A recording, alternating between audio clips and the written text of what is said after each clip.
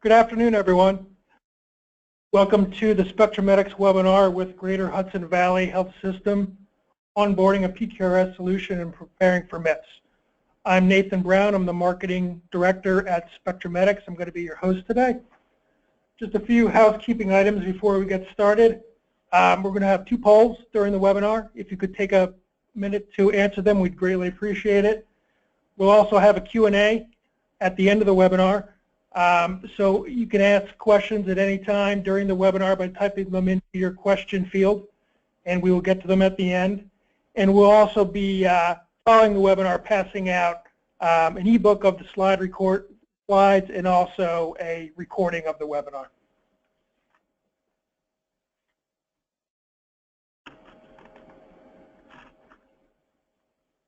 So our panelists today are Mary Ellen Crittenden.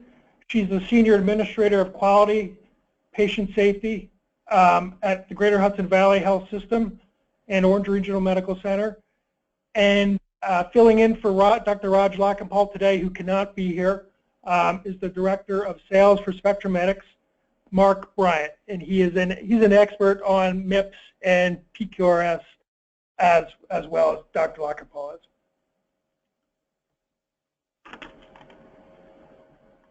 The agenda today, why are PQRS and MIPS important? About the Greater Hudson Valley Health System, Mary Ellen will talk about the challenges of PQRS reporting experience. We'll give an overview of MIPS, and then we'll take a look at the SpectraMedics MIPS PQRS solution.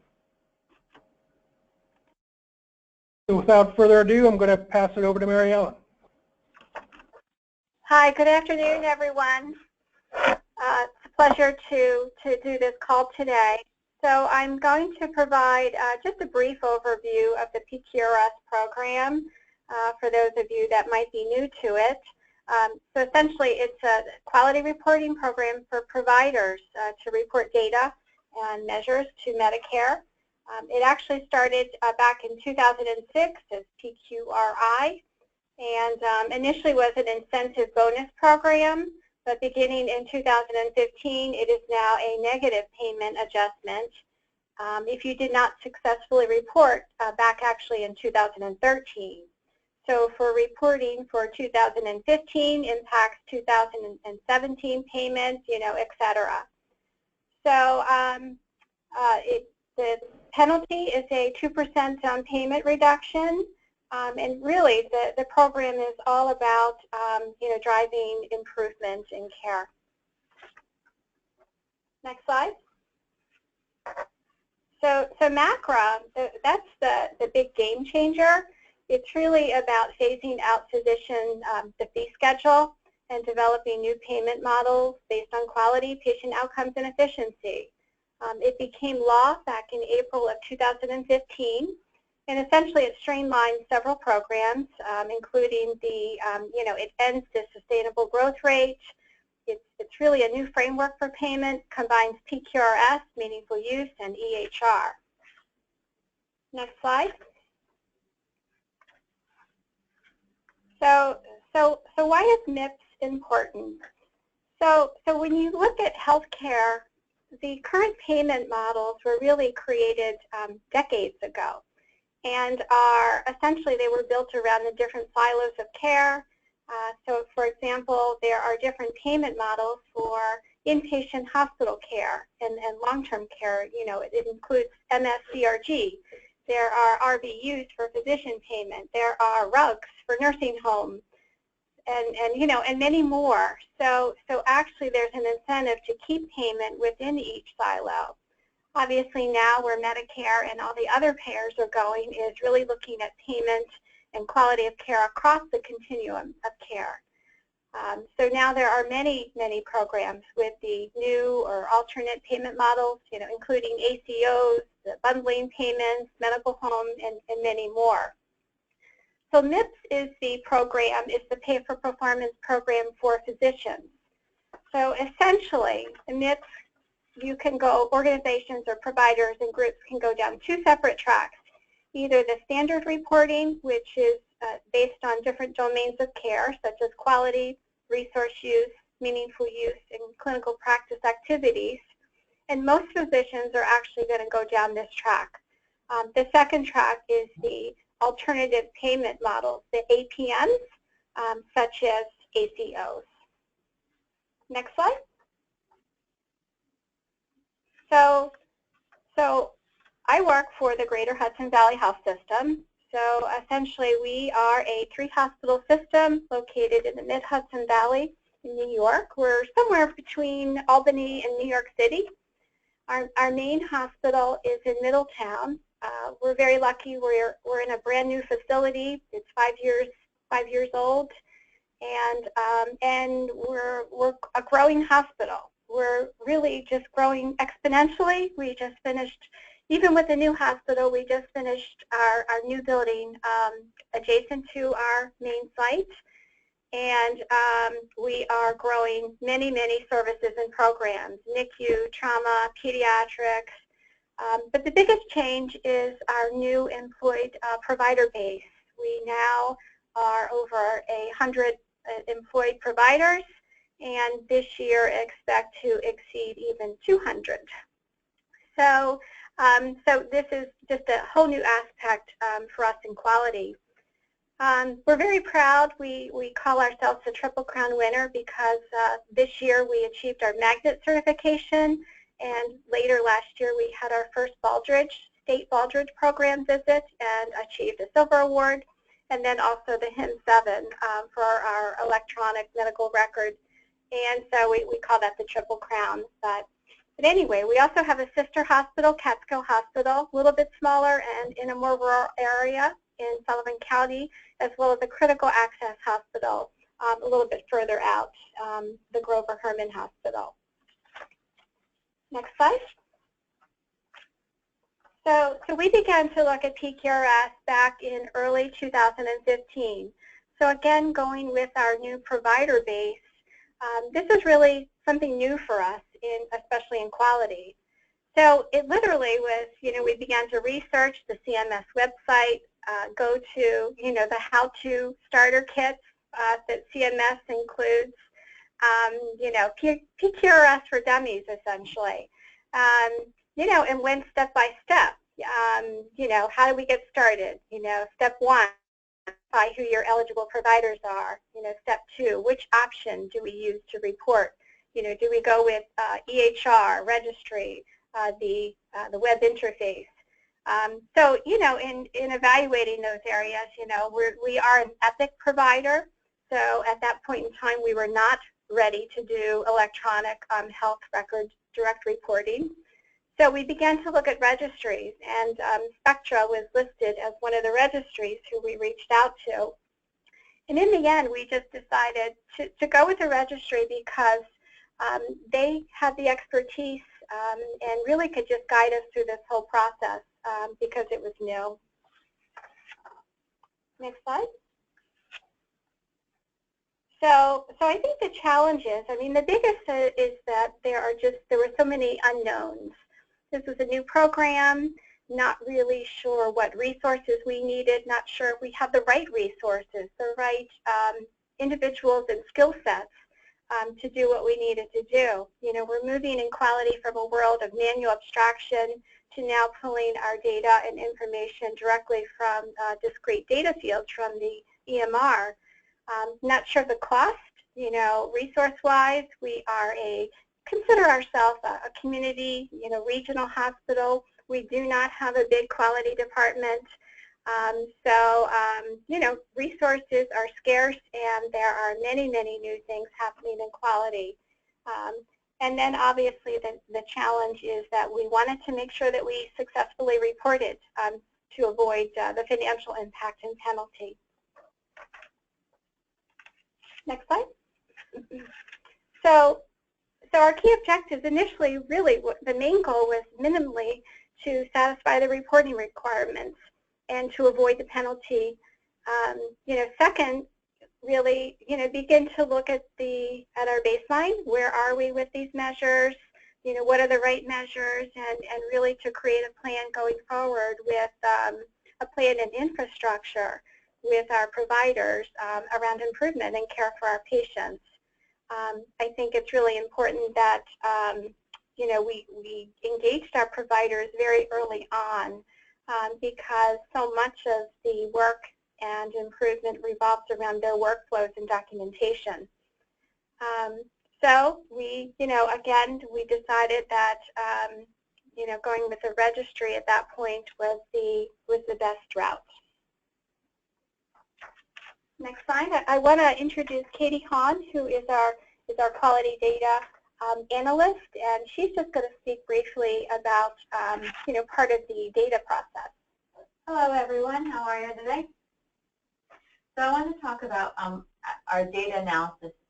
When SpectraMedics ran the data analysis on the claims that they received from us, we realized that out of the 22 measures, only 15 showed patients within the denominator and no patients within the numerator.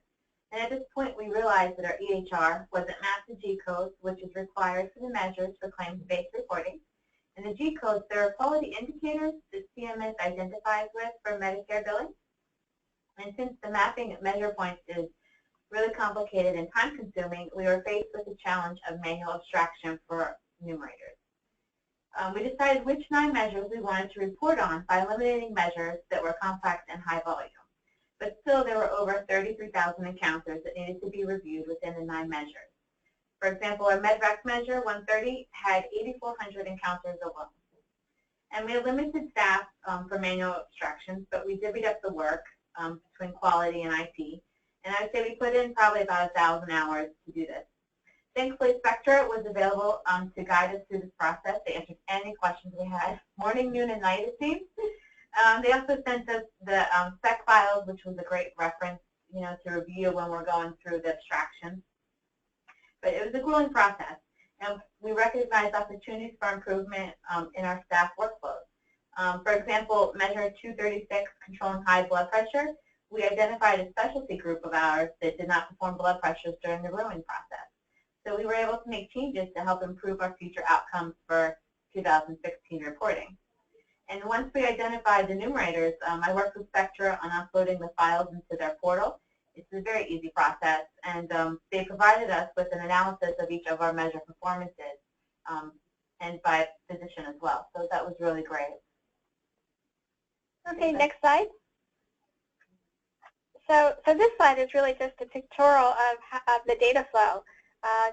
Pulling the data from our EHR across the different parts of our system and billing system, and connecting that with the registry, and then ultimately sending the file to CMS.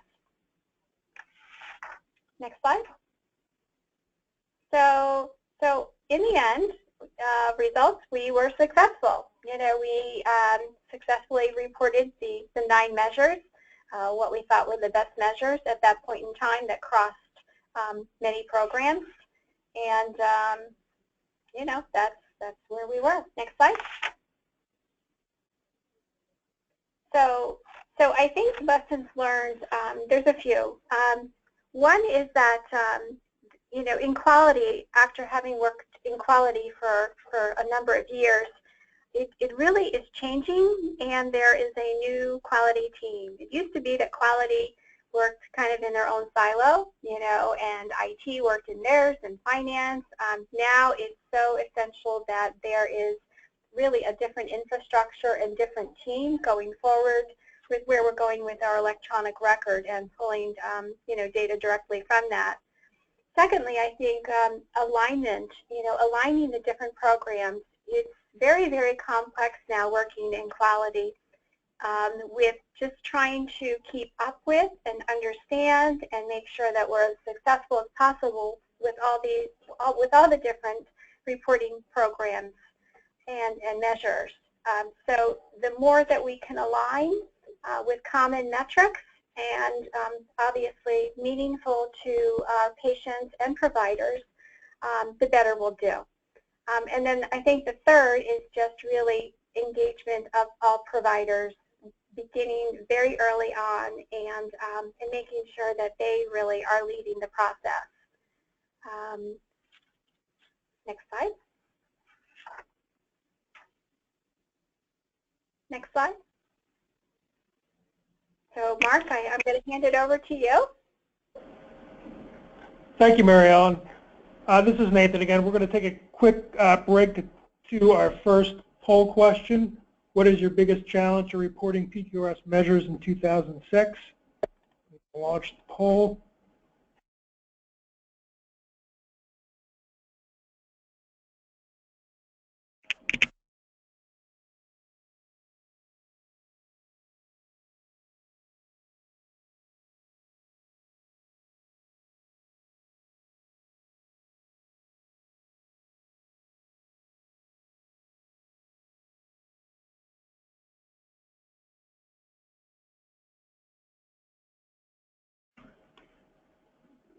Okay, I'm sorry, I meant to say 2016, not 2006. We're going to close the poll here and share the results. So 10% for ability to track, compare, and improve measure performance, and then 45% for each of the other two answers, identifying appropriate PQRS measures to calculate, successfully extracting, then validating data from EHRs. Thank you, everyone, for participating. Now I'm going to pass it over to Mark. Good morning and good afternoon, everyone. This is Mark Bryant, Director of Sales of Spectrumetics. Greatly appreciate your time and your interest today. For the first few slides I'm going to cover is talking about the merit-based incentive payment system, what we know today from the proposed rule, and we'll know a lot more over the next 30 days as CMS continues to release information and finalizes the rule. But we'll give you our perspective as it is today, and then talk about how we can support both reporting for 2016 for PQRS and also the transition to MIPS going forward. So for the transition to MIPS, there's three key components that they're bringing over from the current programs. The first is PQRS, the second is the value-based payment modifier, and the third is meaningful use.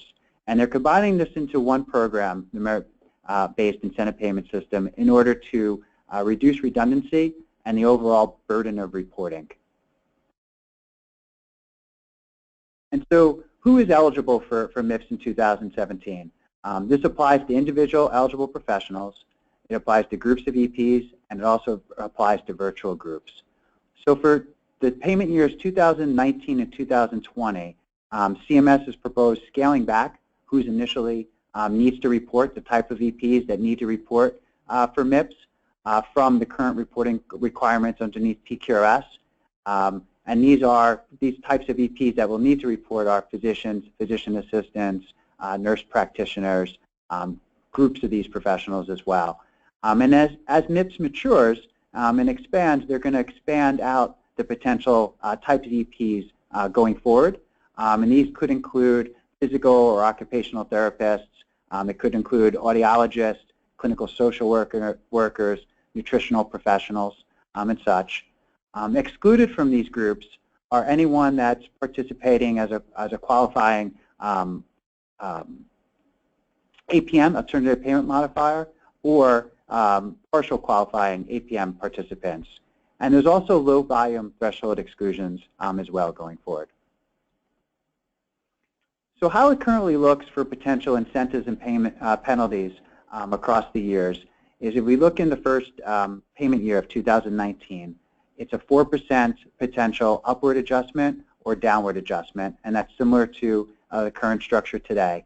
But again, as MIPS progresses year over year, the potential upwards adjustment and downward adjustment increases. And currently what it stands in 2022, it could be a 9% factor. Included upon this is that CMS, that MIPS will be a budget neutral program. And with that, there's a 3% modifier or multiplier that could be applied for the highest performing professionals. So if we look at 2019, what this would factor in is your highest performing professionals could take advantage of upwards of 12% increase if they're performing above their peers. And what came out recently, I think within the last week, is the CMS is hearing feedback on MIPS and listening to some of the concerns about how to report and how to jump into reporting for MIPS next year. is that they released this new Pick Your Pace options. And the first option is, number one, is to test the payment program. And what this option says, you can submit some data, and by submitting some data, this will avoid the negative payment adjustment. And it ensures you get ready for 2018 and 2019. So it's basically giving you the chance to take a small step into it without fully committing. The second is to participate for part of 2017. So what this means is you're going to submit the comprehensive data, but you're only going to submit for a reduced number of days. This will avoid the penalty and also give you a chance at a small payment adjustment, positive payment adjustment. The third piece is to participate fully in 2017. So you'll be getting a full comprehensive data set for the full year, and this will make you eligible for a moderate payment adjustment. And then the fourth is to participate in an APM. And an alternative payment model could be a MSSP or a bundle payment program. And this would give you the most opportunity to maximize the incentives out there with an upwards incentive payment of 5%.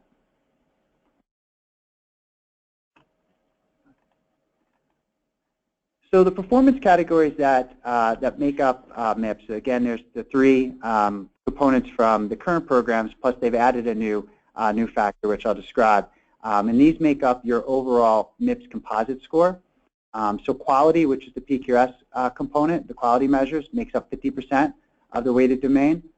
Resource use, cost and utilization will make up 15%. Clinical practice improvement assessment, this is the new category that's been added.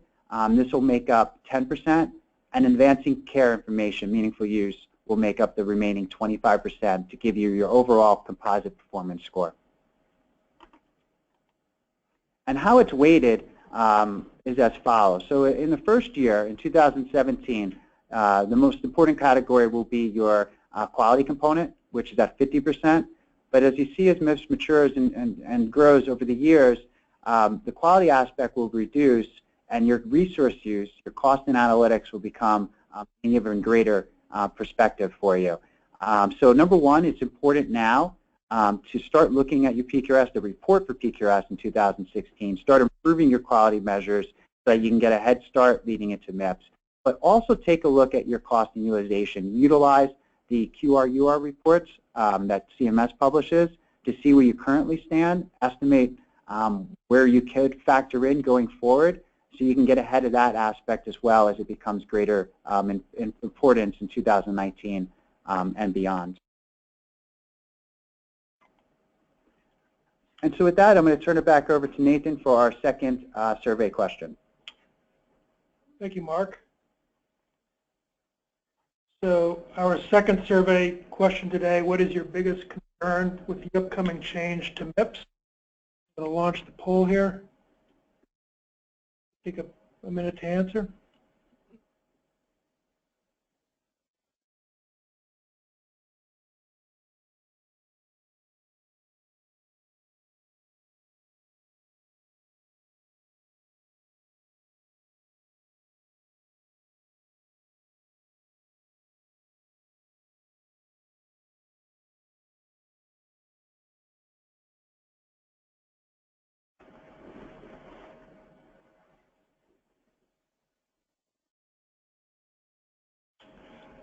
Okay, I'm going to close the poll.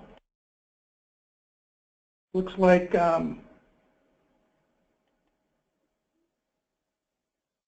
biggest answer was ability to prepare in time to begin measurement on in the beginning of 2017. Thanks everyone for participating. Pass it back over to Mark. Thank you, Nathan. And on to that poll result. That's not surprising, and I think that's one of the reasons why CMS released the Pick Your Pace options. And that's certainly something that we could help you with in evaluating what's your best way to jump into MIPS, which options would work for you now, and how you can grow into the program. So for the remaining slides, I just want to speak a little bit about what we offer today for PQRS and how we could be your partner for MIPS going forward. So on the left-hand side, we support currently 234 PQRS measures. This breaks down for both electronic clinical quality measures to submit electronically and also as a qualified registry as well. We also support 23 measure groups. We can assist with the value-based payment modifier, cost and outcome measures, and we handle all submission to CMS to take that burden off of our partners. On the right-hand side, and I'll show a little bit about this with our portal, but we offer analytics and quality improvement through our portal that we would give you as a tool, and this would allow you to compare your providers, your organization from a whole, and drill down to individual providers to compare current measurement performance against benchmarks that would be customized for you. They could be national, state averages, internal targets. We also allow you to drill down into patient-level details, so you can really look at what's causing a measure to perform well or underperform, and how you can remediate any gaps. And then we allow you to track these measures ongoing, further analytics on them as well. So one of the key aspects, obviously, is how do you get the data? How do you access the data? And we know that's a struggle for multiple programs. And we see it falling underneath 3 key buckets for PQRS and for MIPS going forward. The first is structured data, and this is utilizing clinical data directly from your EHR. This could be a QRDA or CCDA type structure. The second is what we call an intelligent chart abstraction. A lot of this is utilizing your billing data, your 837P, and then using web forms or other methodology to remediate any missing G codes that might be missing from your billing data. And then the third piece is non-standard formats. A non-standard format would mean if you wish to use clinical data but couldn't push out a structured data format such as CCDA, we can build in a direct interface into the EHR. We can also take in other file uploads. And what Katie had mentioned earlier is we provided her team what we call our data specification file or data dictionary file that said, these are the elements of data that we need to calculate your particular measures. And we'll provide that to your team, and then you'll provide us back some type of flat file with those data elements. So it's a way to still utilize clinical data without the struggle of producing a standard structured format such as a QRDA or CCDA. And through our portal, it's highly customizable, and when we see a couple key user roles that we'll offer out to our clients, the first is an executive role. An executive can see performance from an aggregate for your whole organization, your whole TIN, your whole health system, and then can drill down into individual programs and, in the case of PQRS, individual measures to see the performance and compare performance, whether that's against provider or against multiple practices. Tied to that is an analyst role, and the analyst has the same visibility as the executive, meaning seeing as an aggregate performance, but with the key difference here is the analyst can drill down into the patient level details, can get into the PHI information, so you can see exactly why a measure performed well, underperformed, and analyze any exclusions and exceptions at the patient level, and then do recommendations for improvement.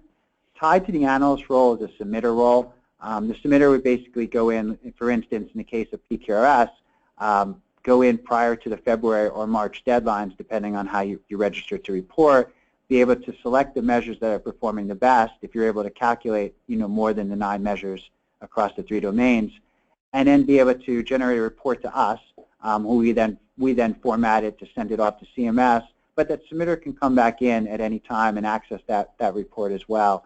And we see these roles transitioning well into MIPS as well. And then the fourth role is the provider role. We can provide a provider portal so the provider can see as an aggregate their patients, but really drill down to see gaps in care, utilization, can break it up as a disease registry as well. Give you an example of how our portal is set up, and we're happy to do a full demo, but for the sake of time, we just wanted to give you a little glimpse. Currently for the PQRS or transitioning this for the quality measure section, from an executive role you'll see up top, here are measures that they're looking to track, whether that's for individually or as a group. Take it for instance, diabetes, hemoglobin A1C poor control. You'll see that this measure is outperforming the national average that they chose to use as a benchmark, but underperforming an internal target, and that's in orange. Green would be outperforming both benchmarks.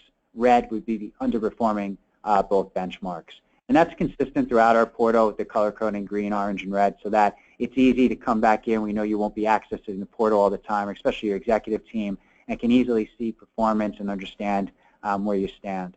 From an analyst role, you'll see the difference here is here's the particular measure, here's who qualified for the denominator, was performance met, what's the performance rate, and then they can drill down into the individual patient level details to see if performance was met, performance was not met, if there's any data missing. In this case, in this example, we're using billing data, so this would be an opportunity to capture the G code. Once we've got that G code from our client, we could update it to populate, hopefully populate this patient into the numerator. If we're using clinical data, it would state what type of data source was missing, so that would be an opportunity to remediate that within your EHR. So how we support, from helping you transition from PQRS to MIPS, how we see our ability to support is number one, the quality measures. As it stands today, it's 6 measures of specialty sets. We could support group or individual, and we would handle the CMS submission. For the resource use, the cost component of it, we can support cost and utilization analytics. For the clinical practice improvement assessment, we can help you calculate and report on the improvement milestones needed so you can track how your professionals are improving their practices, how they're doing with HIE integration and such. And in advancing care information, meaningful use and interoperability, we can help support that reporting requirement as well. And so our process, so the first stage in our process, whether it's today to support you for reporting for PQRS in 2016 or tomorrow and helping you create that strategy for MIPS, is we'll do an assessment up front where we'll take in a sample amount of data, run it against measures that are pertain to your particular eligible professionals, and give you a report back that you can see current performance. Like we do with the analyst role, you're going to get that level of patient level information per measure. So you can say, all right, this measure we can calculate, this measure we cannot. If you can calculate it, there might still be some gaps that need to be addressed. As we're going through and working with you on that remediation process, we'll set up the portal, we'll start training, we'll go live, give you time to monitor these measures on an ongoing basis, and then at the time of submission, we'll let you have that submitter role, choose the measures that are performing the best. We'll handle the submission to CMS, and we'll also provide ongoing managed services, data governance. If measures change, we'll update the specs. If you need new data sources, we'll work with you to correct that, and again, handle the burden of the submission. And so the first measurement year is coming, whether you're ready or not, it's on the horizon. What we see and what we are telling our partners that the key to prepare on is first evaluate your staff, your resources, and your organization structure overall. Make sure that you have the right team together to address MIPS. Make sure, it's crucial to be reporting for PQRS this year, looking at your quality measures, improving upon them so you can get a head start. Because remember, in 2015, stated today, 50% of the weight will be on quality measures. So, improve as much as you can, and you'll have a great start for 2017. Start to estimate your resource use and its impact on cost. If you're not reviewing the QR/UR reports from CMS, you can access that through their QualityNet to download those, and you can see where you currently stand. Understand what the deadlines are for now for 2016 and how that impacts MIPS going forward. Stay on top of the requirements. We'll hear a lot, hopefully, over the next 30 days. If you have questions, you can certainly reach out to us. We have a team that's monitoring it as well. And start evaluating your MIPS pace. Which option do you think fits best for your organization? And we can certainly help you build that strategy as well. Finally, just to kind of summarize, today we can calculate upwards of 234 PQRS measures. We can support multiple methods to report for PQRS, whether it's electronic clinical quality measures, whether it's reporting individually or for group, VBP measures as well. We can support your eligible professionals not documenting in the EHR. We can support if you have multiple tax identification numbers. We can give you the ability to track those and be able to submit on multiple TINs as well. And we can be we want to be and help you be your partner to create a strategy to transition to MIPS so you can maximize your incentives, including what's the best way to get started underneath this new Pick Your Pace program as well, option program as well. So with that, I thank you for your time. I'm going to turn it back over to Nathan to administer the question and answer session, but my contact information is here. Please reach out. My team would be happy to address your questions going forward, but thank you so much. Nathan? Thank you, Mark. So there have been a number of questions that have come through, so I'm going to go down the line here and start asking some of them. Joining us for Q&A is going to be Raj Ardeshna. He's a business analyst at Spectrumetics. First question, are EPs going to be tracked by their NPI or by the TIN they report under, or both? Hi, everyone. That's a great question. It really depends on the reporting option that any practice has chosen. For PQRS in this year, there should have already been a selection deadline in March to identify whether or not your practice will be reporting as the individual or TIN level. If you did not explicitly make a decision to CMS on that, the default is at the individual EP level for reporting. For MIPS in the coming years, there'll still be a decision to report at the EP or the group level. However, there hasn't been a time yet to make that decision. Thank you, Raj. Next question. Doesn't Path 1 take a step backwards from current reporting by essentially not penalizing them for barely reporting anything?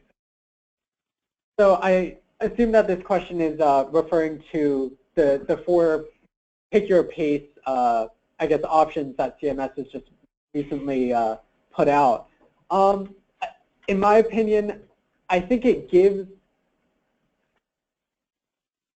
reduces the anxiety of having to report for MIPS, especially now that it includes all these other categories, resource use, meaningful use in the form of advancing care information, but also this milestone tracking. And instead of overburdening practices and organizations and having to report all of these, it gives the option of being able to assess their measures that are relevant to their providers, to assess their EHR capabilities, and really to create a strategy for handling MIPS rather than, struggling just to report what is necessary.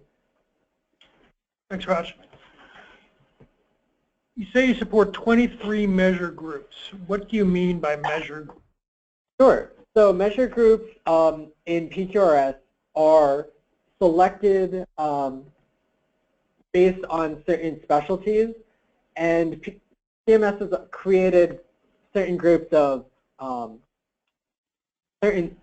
these measure groups based on specialties that would be more relevant to them. So instead of having a cardiologist report on measures that might not be applicable, there are certain there are measures that have been set aside for them to report on. In many cases, the number of measures is actually less than 9, but that EP can satisfactorily report PQRS by addressing those specific measures within those measure groups.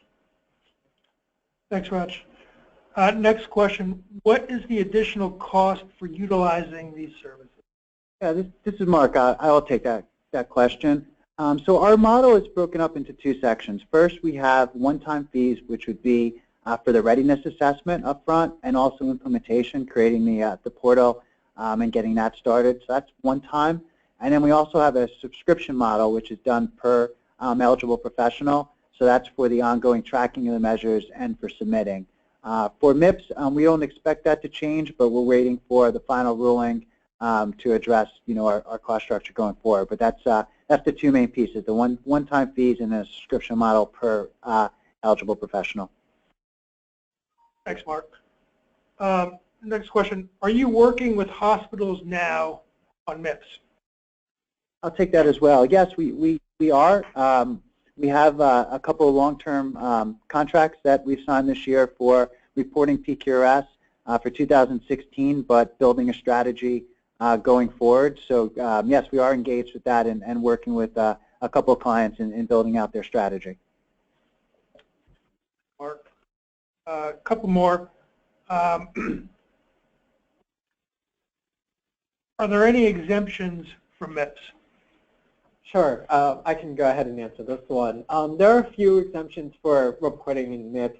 Some of those, so one of those exceptions is for providers that are billing in their first year to Medicare. They wouldn't be expected, or they wouldn't be required to report.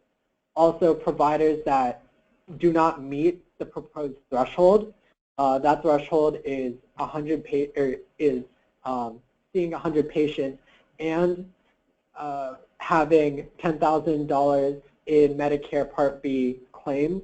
If any EP falls below that, they would not meet the the expected threshold.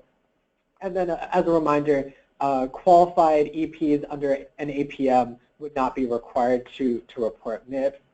However, there's a chance that small and rural hospitals and EPs that fall under those categories could have certain exceptions for certain categories.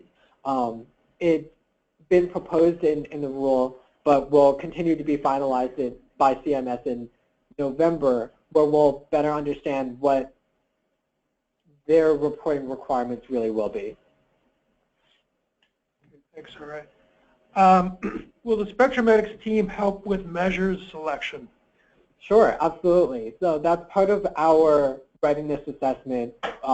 If you choose to work with us, we begin our process both in PQRS, and we believe the process will apply also to MIPS, is being able to take a look at what your claims data information looks like, what your EHR abilities are, and really see what data is being captured internally already. Along with that information and a better idea of your quality team, what your EP specialties look like, we'll be able to give suggestions on potential measures to report, and then work with your team on creating the best reporting measures for submission. Thanks, Raj. We have time for one last question. What is your pricing model? Hey, this is Mark. So again, our pricing model is set up as one-time fees up front for the implementation and the assessment, the readiness assessment that we spoke about, which we believe offers tremendous value to giving you a perspective on where you stand today before heading into the implementation or submission. And then the second piece is ongoing subscription model, which is based on a per EP rate. Thanks. Thanks, Mark. So that's all the time we have today. I don't think we got a chance to answer all the questions. We will reach out directly to any attendees who asked a question and not get their question answered now. But thank you very much, everyone, for your. If you have any additional questions, feel free to reach out to us directly. You can contact Mark at his information that you're seeing right now on the screen. I'd like to thank Mary Ellen. Thank you very much, and also Katie Hahn for participating today, and Mark as well. And I hope you have a good afternoon. Take care.